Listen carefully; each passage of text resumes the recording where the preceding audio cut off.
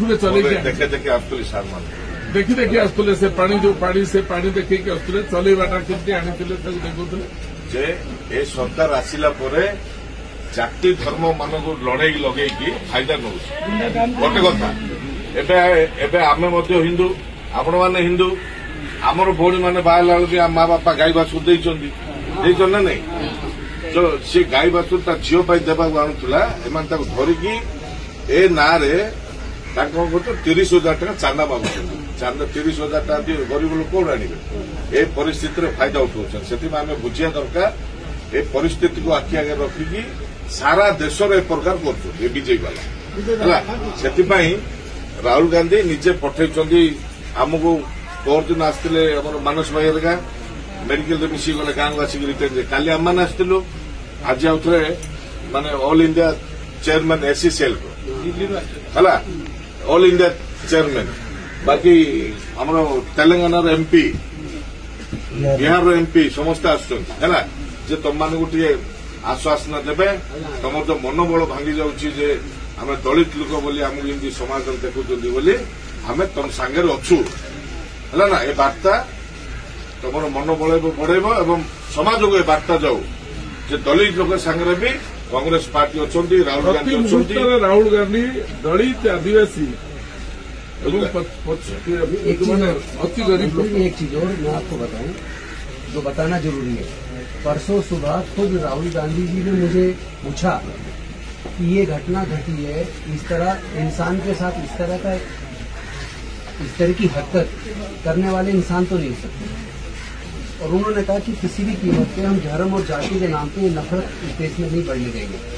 BJP की इस चाल को जो धर्म के जाति के नाम पे उत्पीड़न कर रहे हैं, बांट रहे हैं देश को, ये नहीं होने देंगे। और आप वहाँ तुरंत टीम को लेके विजिट करो, उन लोगों को कहो कि ये राहुल गांधी आपके साथ है, हम किसी भी सूरत में नफरत को नहीं बढ़ने देंगे। जाति के नाम पे या धर्म के नाम पे जो उन्माद करने वाले लोग हैं, जो शक्तियां देश को तोड़ना चाहती है, देश द्रोह वाले काम जो कर रहे हैं, ऐसे लोगों को हम पूरे देश को एकजुट करके ऐसे लोग को हटाएंगे। किसी कीमत पर उनको सफल नहीं होने देना, आपस में प्यार फैलाना है, जाति के दाम पे धर्म के नाम पे नफरत नहीं फैलने देनी है। ये जिम्मेदारी खुद राहुल गांधी जी ने ली है और वो इस बात को संसद में भी उठाएंगे और पूरे देश में गरीब लोगों की इस लड़ाई को लड़ने का उन्होंने संकल्प किया है। ये वो कन्वे करना चाहते हैं तो आप उनकी भावना को सबके सामने एक बार कन्वे कर राहुल गांधी नीचे डाकिले जे जो घटना घटी समाज में ये गोटे भल माने गोटे खराब वातावरण सृष्टि कर बीजेपी वाला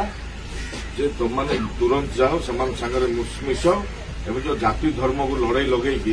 जो फायदा उठाऊ हिंदुत्व बोली बार्ता पहुंच मनोबल बढ़ आ पार्लियामेंट जिनस उठब जी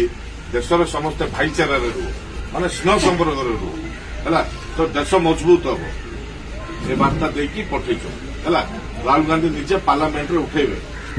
तुम विषय जो राज्य में तो झील पिला जो धर्षण बढ़ुची आम राज्य कथा भी सरकार आसला पर जो बढ़ुची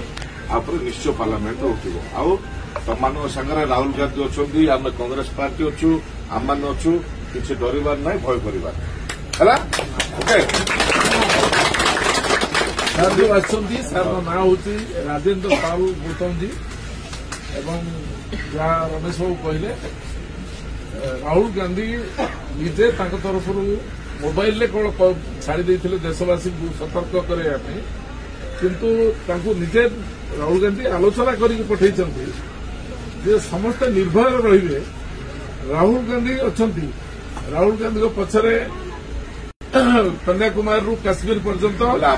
इंडिया हजार हजार लक्ष लक्ष लोक चली देशी आदिवासी दलित लोक चली दलित लोक मैंने चली विश्वास सहित से विश्वास आपने रखु